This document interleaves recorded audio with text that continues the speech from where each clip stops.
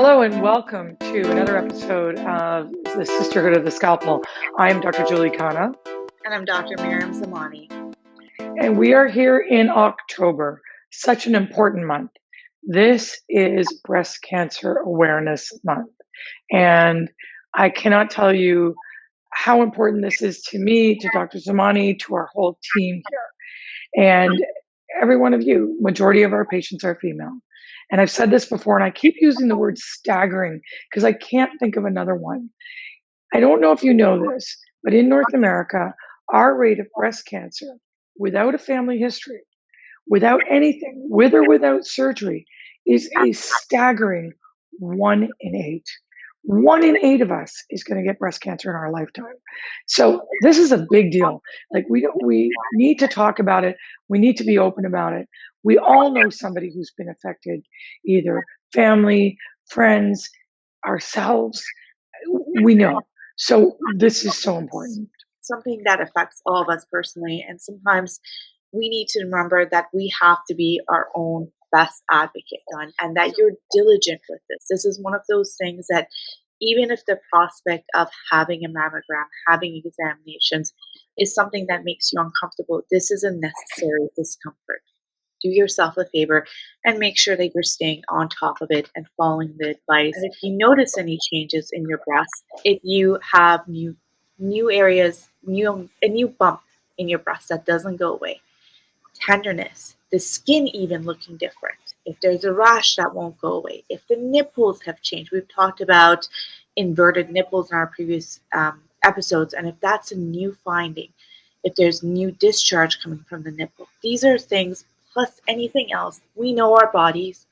If it feels different, if it's something doesn't feel right, listen to your intuition and go see a health professional to make sure that you're being properly assessed. I think this is critical, right? This is your breasts and you are your best health advocate. So you can't rely on anyone else, especially in our virtual world. We're not going for our doctor's appointments as normal. And you know what? Women know their breasts. They often will be lying on their chests and going, something just doesn't feel right. And you know what? Trust yourself. Trust that instinct. One of the other biggest issues we have is because if you've had surgery and you've been with us, number one, we always ask, when was your last mammogram? We want to check that. We're very, very forward in making sure people are getting their tests when they should get them and that they're accurate.